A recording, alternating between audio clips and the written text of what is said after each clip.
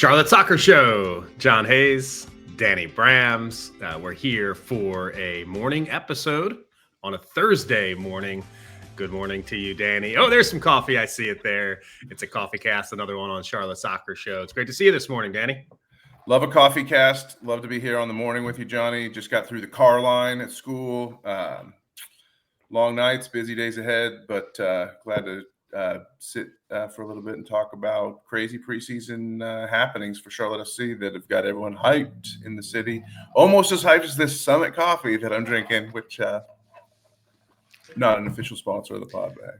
Oh, I see a couple sips out of that coffee. It's early in the morning for sure while we're doing this episode. I'm curious to see how spicy your takes get as that coffee cup drains out of the good stuff.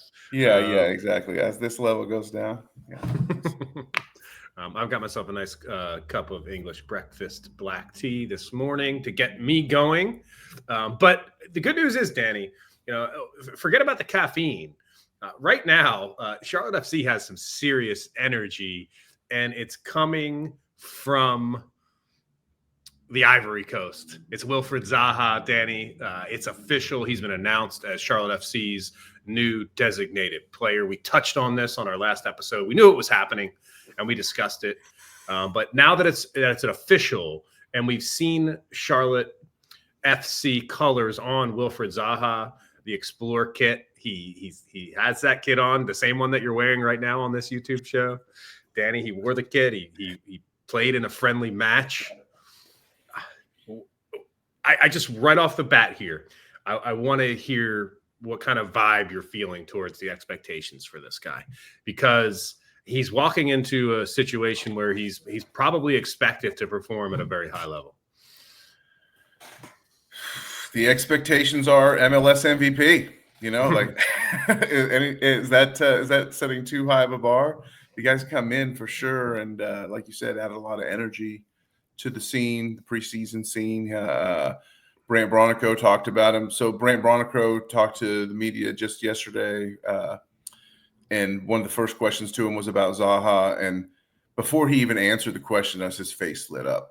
He's like, "Oh, yeah. Oh, we got something. It's just in the first few days of camp, I think the teammates can see something special is there. So that was a good sign for me.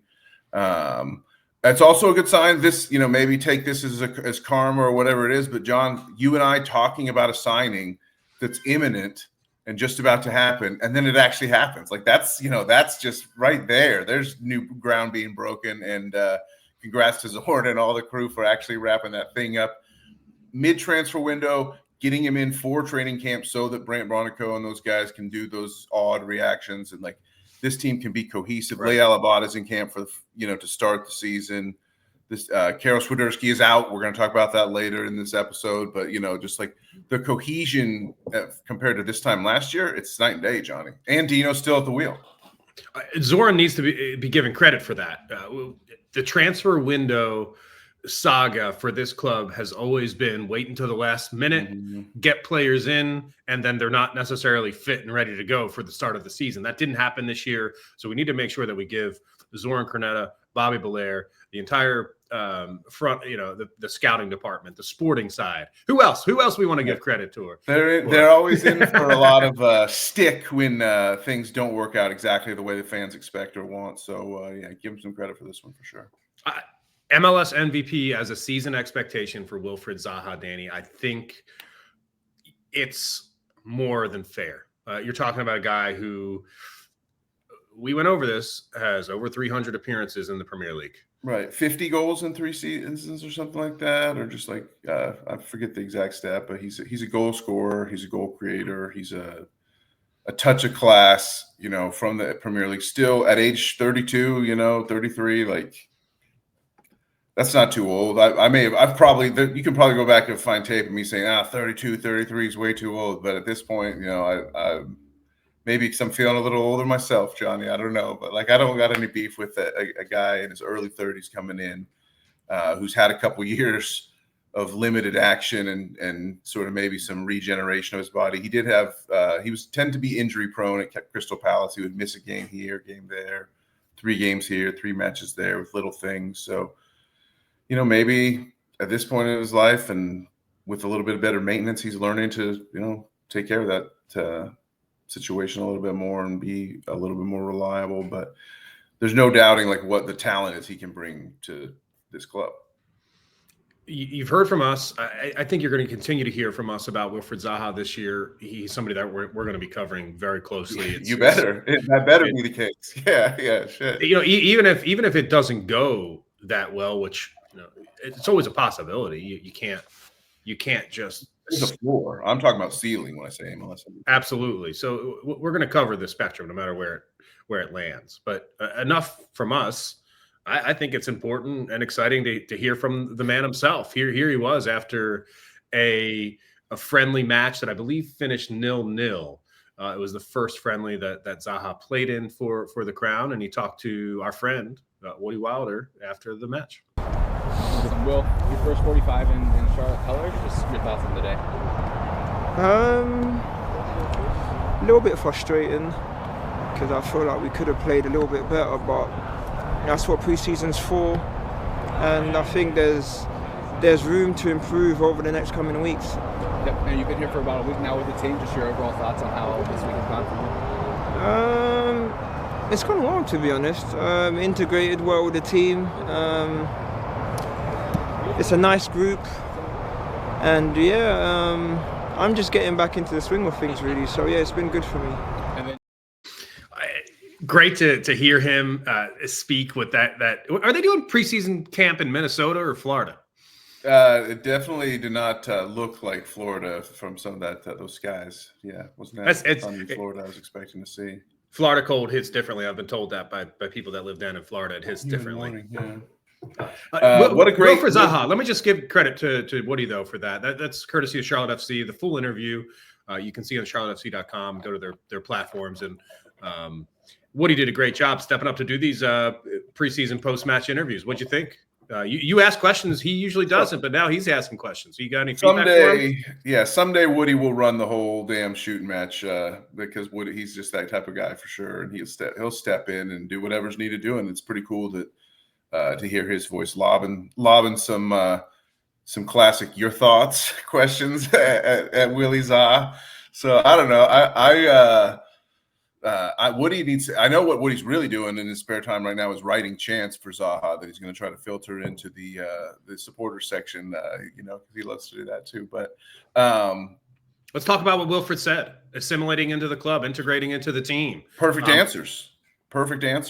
Yeah, like exactly what I want to hear from him is we could do better. If he came in and said, "Oh, these guys we look amazing" after a 0-0 45 minutes against I think Nashville that they played, yeah, I would be kind of low key about it too, for sure. And he was, and that's good. But he looked, you can tell from he's got his whole social media team mobilized and motivated, and they're posting all kinds of content from his, American adventure. So he's really embracing it. Hearing that accent, hearing him speak made me think of, what Scotty Arfield told us last year, which was it's a very British preseason. Those rainy, cold skies in Florida might have felt a little British to Willie and Dino and some of the British invasion in our roster and locker room. So bring another one in is good. Why not? And I welcome the fact that this guy's going to potentially connect. If he has big success, I think he's going to connect with fans really well because he's just. People love to hear, Dino bring his British flair to the commentary here, and I think that'll be appreciated on Zaha's part too. It's as an intangible, just saying the guy's got it all laid out for him to really be a huge splash here. It's a great point. I think Ashley Westwood, you can discuss his impact potentially. Yeah, exactly. Making Wilfried Zaha I didn't forget about the captain. Come on now. Right. And we've heard that from the past that when Charlotte signs a new player, a player like this, sure, you saw Dean and you saw Zoran out for dinner and welcoming Wilf to town. And I think that's appropriate at a high level signing like this. But where that next step is, the trickle down lands right on Ashley Westwood's desk. He's next up in line to get Zaha in and assimilated into this team, to talk to him about the club culture and his personal ambition. And it's important to note that Wilf Zaha is somebody that people have negative opinions about. People think that he can be somebody that is not a locker room guy, that can be individualistic. People criticize Wilfried Zaha for that. I'm interested to see how that plays out. People think maybe he might be past it, including one of the United States men's national team's most legendary players. Listen to this clip from Landon Donovan, Danny. News sounds like Charlotte FC are in talks with Wilfried Zaha. Yeah. I don't like it personally. I don't know how you feel. Okay. Not a fan of. It just seems like he's past it. Once he went to Galatasaray, felt like that was the end. But God, is he talented, man. There's Landon Donovan. I just want to play that again one more time because the question in his voice, I think, is super interesting. The way that his inflection states about Zaha to Charlotte. News sounds like Charlotte FC are in talks with Wilfried Zaha. Yeah. It's like Zaha?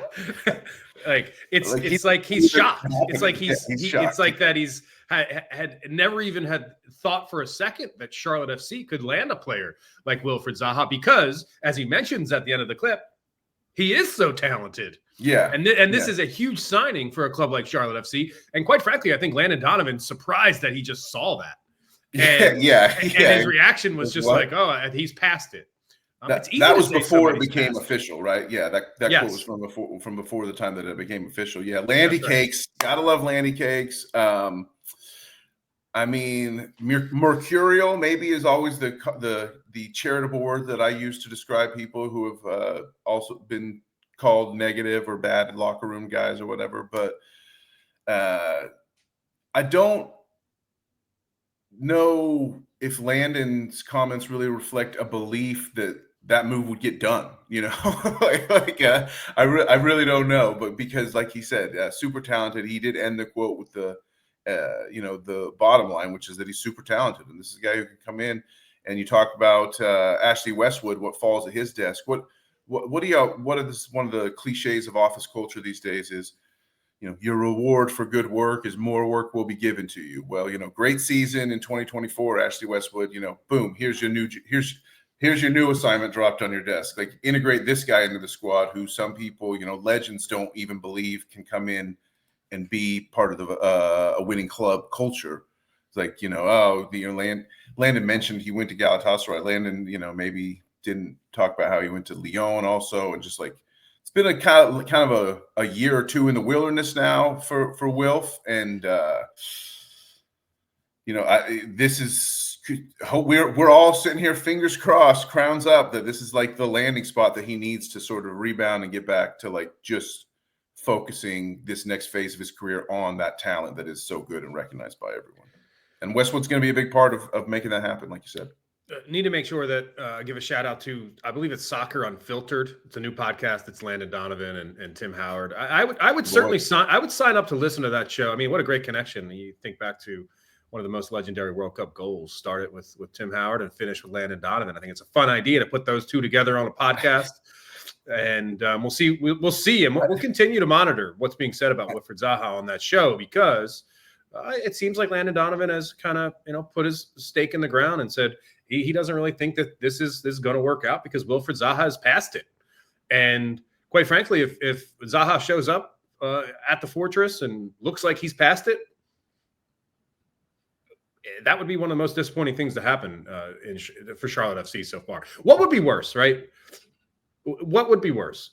A player like Zaha coming in and not living up to these high expectations, or Enzo Capetti coming in, a complete no-name with huge expectations and not even getting started and ultimately not being with the club? Like, which one's worse? John, he led the Argentinian league in goals scored the year before he came here. You know, Don't mention the fact that it was like a huge outlier and it was the only time he had ever scored like double-digit goals ever or something like that. But he had one really good season in Argentina, Enzo Capetti, before we threw the bag at him. Yeah, I mean, you want to talk about accomplishment? A guy who left Crystal Palace as their all-time leading Premier League goal scorer. I think he's since been surpassed, but like, when he is on, he's on, and in the English Premier League, not a joke league. Yeah. Not saying other leagues are jokes, but I'm saying, you know, this is the PL is the freaking big leagues of this game. So yeah, like, I can't get over the way he says this. Other news, sounds like Charlotte FC are in talks with Wilfried Zaha. Yeah. Wilfried Zaha? We need a drop. We just need a drop of that. Yeah, exactly. Just to be able to play that at any time is amazing. And shout out to anyone who's listening to this on a podcast platform. But if you can't see what we just saw, but you're hearing it. But if you're watching on YouTube, you saw. I love Tim Howard's setup there. Play it one more time for yourself so you can hear it, Johnny. But I'm watching Tim Howard and his reaction to like what Landon is saying, and like his whole hoodie and headphones get up is rocking for him. Other news, sounds like Charlotte FC are in talks with Wilfried Zaha. Yeah. I don't like it personally. I don't know how you feel. Okay. Not a fan of it just seems like he's past it. Once he went to Galatasaray, felt like that was the end, but God, is he talented, man. Yeah. Oh yeah. Okay. Mm-hmm. Yeah.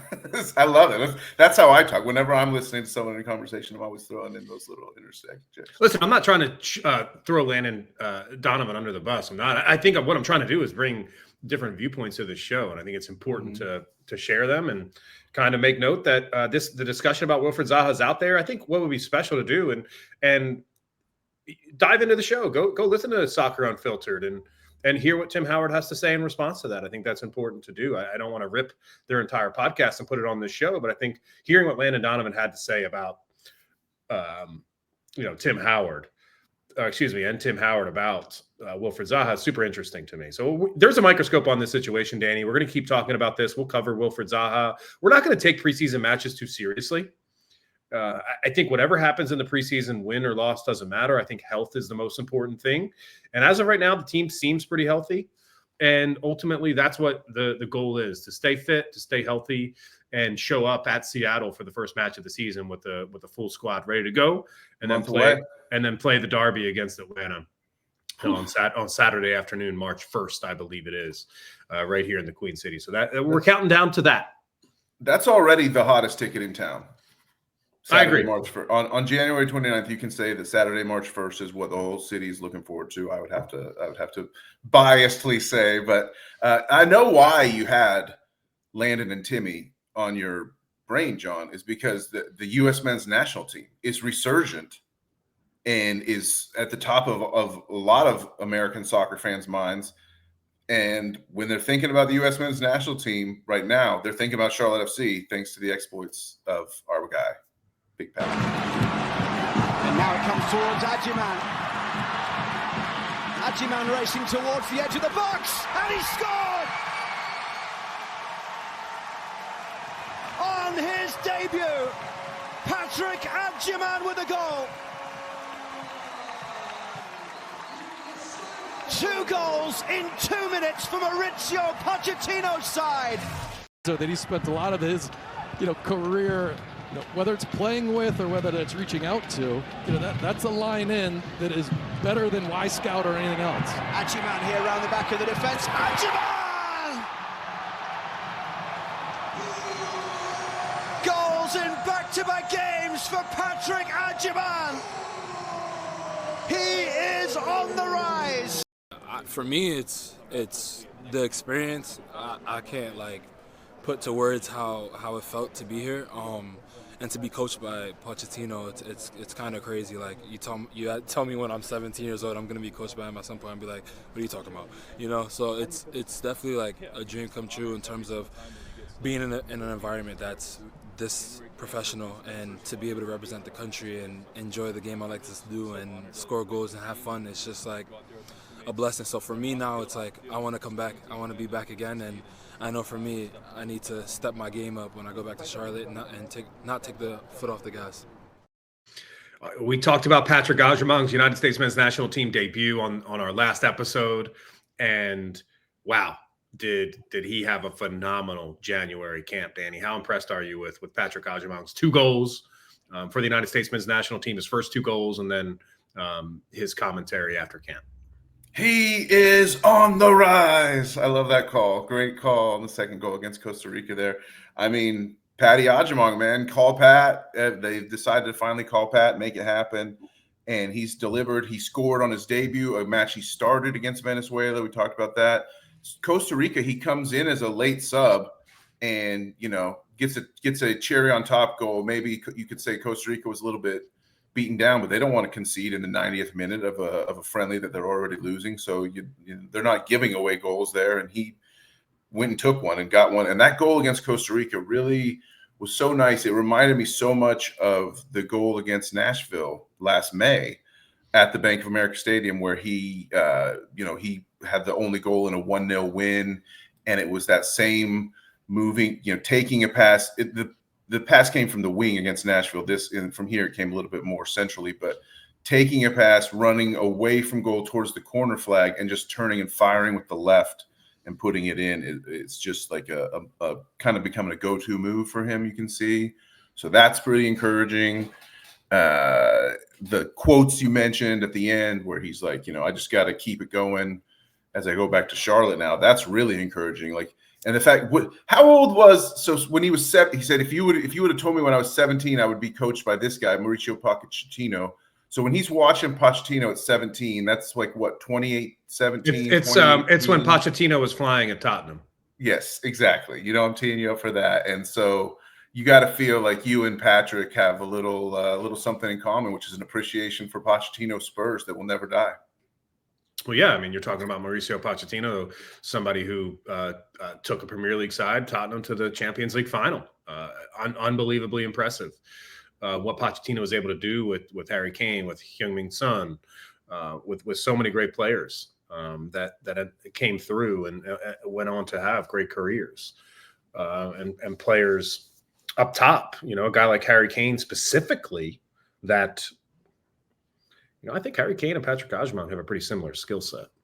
Really? I do. How so? They both play the position in a very similar way, which is total domination of the box.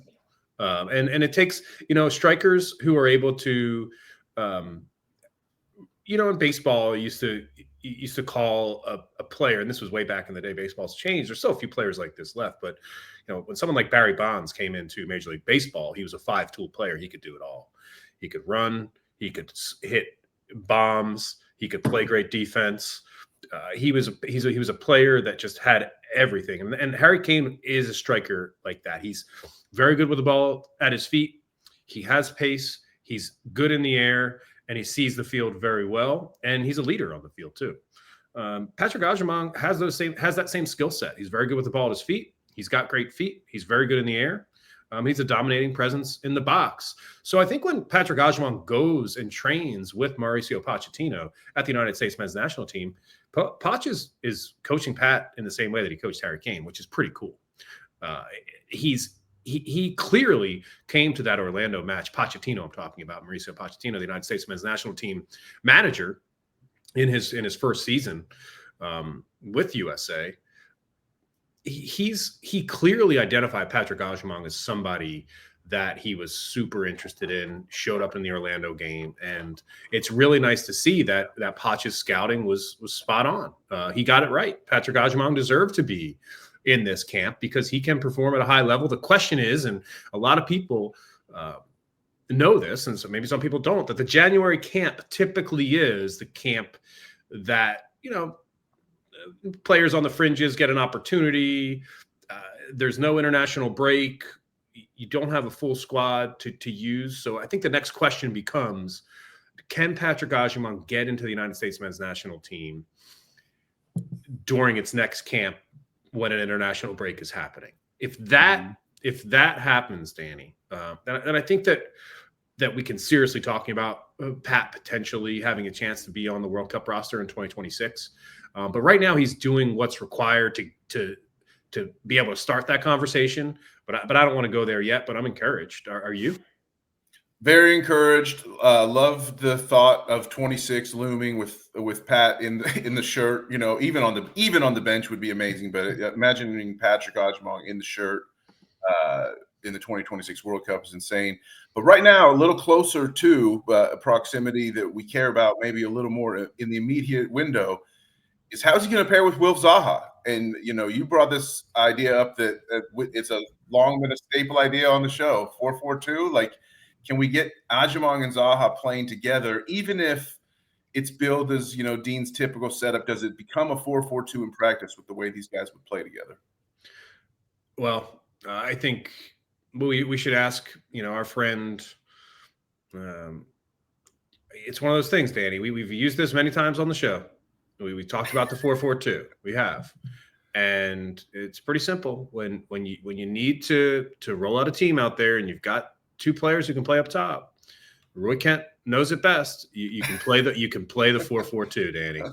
And for me, when I see Agyemang and Zaha up top in a 4-4-2 formation, I'm like joking about this, and I love this screenshot. It's fun to use on the show. Mm-hmm. But if you go back to last year and you think about Dean Smith's tactics, and you realize that formation really did morph into a 4-4-2 towards the end of the season, with Brant Bronico actually playing up top in that 4-4-2 position. Yeah.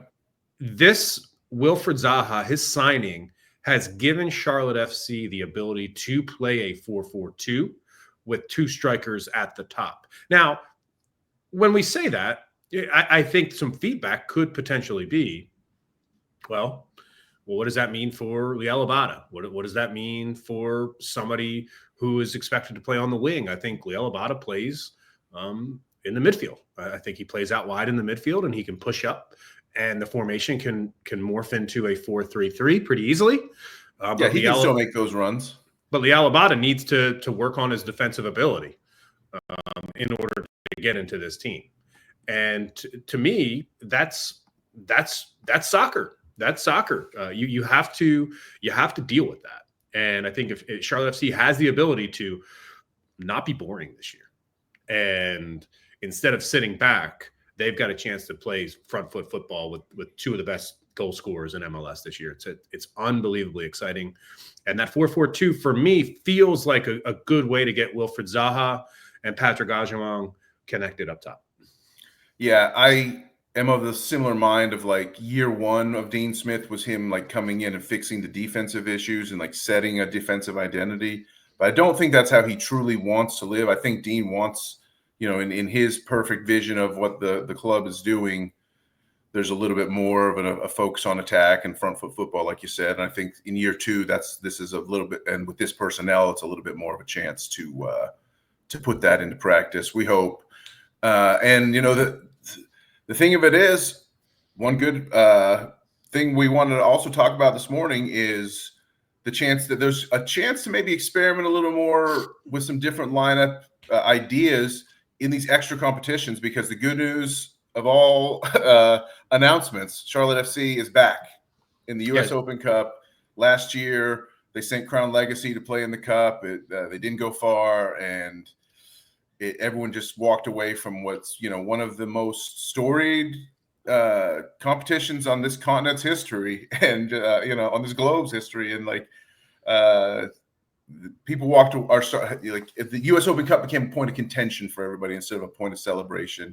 And it's still not every MLS team is back in it, but Charlotte FC is in it. So we're happy, at least in this corner of the soccer universe, that U.S. Open Cup is back in our lives for 2025. I'll raise my hand and say I'm more of a Charlotte FC fan than I am an MLS fan. So I don't really care what other MLS clubs are in U.S. Open Cup. I just care if Charlotte FC is in Open Cup. Yeah. And I think, you put it really nicely there when you said Crown Legacy was in the Open Cup last year and didn't go far. The way I would put it was that Crown Legacy embarrassed the club last year in the U.S. Open Cup. And it was a complete embarrassment. Come on, man. Anyway, here's who. Here's who is in all these different cups from MLS. You can see Charlotte FC is going to be playing in the Leagues Cup. They're going to be playing in the U.S. Open Cup, and of course, they're going to be playing in the MLS regular season, the domestic league here in North America. So they're playing in 3 competitions, and that's fantastic. And the reason why you want to play in more competitions, and the reason why you don't want to roll out your B squad in these competitions, is because you're playing for trophies. And Charlotte FC's trophy cabinet is completely empty. And because of that, the club's first and foremost got a goalkeeper of the year trophy, John. There's a goalkeeper of the year trophy in there. Yes, there is. There's individual awards. There's individual awards, absolutely. But ultimately, from a team point of view, I think Charlotte FC's first and foremost goal has to be to figure out a way to get some hardware, to get some silverware, and start building the legacy that is Charlotte FC. And I think the US Open Cup gives Charlotte FC a great opportunity to do that in 2025. I'm really excited about that. And Leagues Cup as well. Charlotte FC has had some nice runs in the Leagues Cup. Let's see what they can do in 2026. Ultimately, though, you see that CONCACAF Champions Cup over there. No Charlotte FC. That's the goal, too. To have a really nice season in 2026. So maybe you can bump out of the US Open Cup next year and head towards the Champions Cup and the Leagues Cup and play in those 3 competitions as well. I'm okay with not playing in the US Open Cup as long as you're playing in 2 other cups. What I don't want to ever happen again is Charlotte FC only to play in 2 competitions. That's not good enough. Yeah. That you can't win a treble if you're not even in the competition. We're trying to win stuff here. I agree. We're going to be talking about Leagues Cup on this show. We're going to be talking about Open Cup on this show. We've got a lot of interviews coming down the pipe. We just wanted to get back for these first couple weeks of the season. So pumped that the Tifos are back. We're going to answer your questions on the next episode. I'm sorry we ran out of time this morning, but we've got one last thing to do. Are we lining up any interviews with this guy? With who? With the King. King Karol, is he on the interview docket? Oh no! All we're very simply for Karol, we're saying farewell. So long, Karol Swiderski. Officially has made a permanent transfer into the Greek League, and isn't that where he came from? Yeah, came from Greece, back to Greece. I would unfortunately identify that as a failure from the player's point of view. I think Karol Swiderski left the Greek League to come to Charlotte FC to enhance his career, to play for Poland in the Euros, to play for Poland in the World Cup. He still has a chance to do that. But I think from a club perspective, he was hoping to move to a top 5 league. He had that experience at Verona, but now he's back in the Greek League. And I'll be interested to see how well his stint goes there and whether he can continue to push his way forward and try to get into a European top league. So farewell, Karol Swiderski. You'll always be remembered as the first DP signing in club history. You'll always be remembered for helping this club get off the ground to launch and play games. And for that, I think people will always remember Karol. That being said, with time, I think he will fade into club history and not really be remembered for anything he did on the field. A lot of great moments. I'd be remiss not to just think about free kick goals versus New England in the first season, comeback goals against Chicago in the second season, the footwork. We talked about this guy is dangerous. We talked about this guy is elite with some of the stuff he can do where where he's just like continuing to work. When he was on, scored the go-ahead goal that should have been a game winner in game 3 of the first round playoff series against Orlando last year. Should be remembered for that. Unfortunately, that game will be remembered for a loss in a penalty shootout instead. But was connecting well with Pep at the end of the season. Was the king of probably the best player in behind closed doors early season scrimmages ever. Like, Karol's just connecting with this guy. Karol's just connecting with that guy. Oh, this guy's building a great connection with Karol. Was always like the word you would get coming out of like these games that no one got to watch. So always kind of funny, but just didn't really ever truly connect with fans. And I think fans went the way a lot of fans, myself included. I'm like less of a Karol fan than I was at some point. There's other people in fan base that have always kept the faith with Karol and never lost the faith. And that's fine too. Wherever you fit on that spectrum works. But like, I think more than enough fans did more than enough to like try to build something with this guy, and he never like came the full way himself. He made some steps in that direction, but didn't always like get there. So that for that reason, I tend to agree with you that he will eventually fade because he never really like became a true fan favorite, other than for the fact of his status as that first DP and his ability to score some pretty important goals and do some pretty awesome things out there at times. I've made this comparison in the past where a player like Sebastian Letou has gone down in Philadelphia Union history as a player that was picked in the Sebastian Letou was picked in the 2009 MLS expansion draft by Philadelphia Union. He went on to make 175 appearances, 185 appearances for the Philadelphia Union, went on to score 50 goals and played for the club for 5-6 years. That is the type of effort and requirement that makes you a club legend when you launch a team, right? 2 years, 3 years, right? How many goals did Karol score with Charlotte FC? Nowhere near 50. Yeah, 2.5 years. 2.5 years, I'd say, give good credit for, and yeah, some important goals. Important goals is right. So I see 71 appearances and 28 goals. Yeah, one of my favorite assists ever. Yeah. So I just wanted to put into perspective. Almost 200 appearances, 50 goals, starting a new club. That makes you a club legend.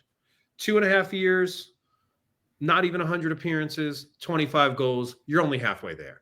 Karol Swiderski, if he wanted to go down in Charlotte FC's history books, he had to commit himself to this project for a good 5 years. He could barely commit himself to this project for a year. Remember, he was the one that said he wasn't willing to play for or didn't want to play for Miguel Angel Ramirez. Yeah. And he made that known. And he was the one that wanted to go play and take his career back to a top 5 league in Europe. He never really settled here. So farewell, Karol Swiderski. Right. You're a player that we will respect, no doubt about that, and we appreciate everything that you gave the Charlotte FC, and good luck in Greece, and maybe the Polish national team will come in to the World Cup in 2026, and Karol will play on U.S. soil once more. It's Charlotte Soccer Show. I'm John Hayes. He's Danny Brams. You can follow us on social everywhere: Blue Sky, X, Instagram, Threads, YouTube. You can follow me on X as well, John Hayes on Air. You can follow Danny on Blue Sky, Charlotte FC and Charlotte Soccer Show. We're going to continue to talk about this club. We're going to have a great season. We're going to answer Tifo's questions. Maybe next episode, Danny, is a Tifo's questions episode. Not enough time to get to them today, so maybe we'll do it quick. Maybe it could come down the pipe real quick. In the next few days, you never know. Yeah, let's do maybe some Tifo's questions this weekend if we can to kick off next week with that episode. But in the meantime, Danny, it's great to see you this morning. Hope you have a great day. Hope everybody has a good time. Always appreciate you listening to this show. Drop us a follow on Apple Podcasts, Spotify. Make sure you follow the YouTube page if you're here. Tell us why you like the show. Drop that in the comments. And we appreciate the feedback. We do this for the Tifos. We do this for the fans. And we're going to keep rolling on Charlotte Soccer Show, Danny. And as always, it's for the crown, baby. Cheers.